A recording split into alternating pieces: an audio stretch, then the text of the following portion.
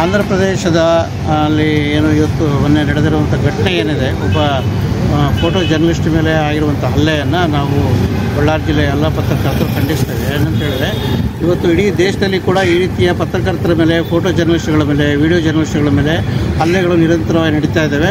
ಇದು ಅತ್ಯಂತ ಖಂಡನೀಯ. ಈ ರೀತಿಯ ದಾಳಿಗಳನ್ನು ನಾವು ಸಹಿಸೋಕ್ಕೆ ಸಾಧ್ಯ ಆಗೋದಿಲ್ಲ. ಹಾಗಾಗಿ ನಾವು ಪ್ರಧಾನಮಂತ್ರಿಗಳಿಗೆ ಒಂದು ವಿನಂತಿ ಮಾಡ್ತೀವಿ. ಏನಂತ ಹೇಳಿದ್ರೆ, ಈ ರೀತಿ ಯಾರು ಈ ದುಷ್ಕರ್ಮಿಗಳಿದ್ದಾರೆ, ಅಂದರೆ ಯಾವ ರಾಜಕಾರಣಿಗಳು, ಯಾವ ಸರ್ಕಾರಗಳ ಬಾಲಂಗೋಚ ಕೆಲಸ ಮಾಡುವಂಥ ಬೆಂಬಲಿಗರಿದ್ದಾರೆ, ಅಂಥ ದುಷ್ಕರ್ಮಿಗಳ ವಿರುದ್ಧ ಒಂದು ಕಠಿಣವಾದ ಕ್ರಮಗಳನ್ನು ಕೈಗೊಳ್ಳಬೇಕು.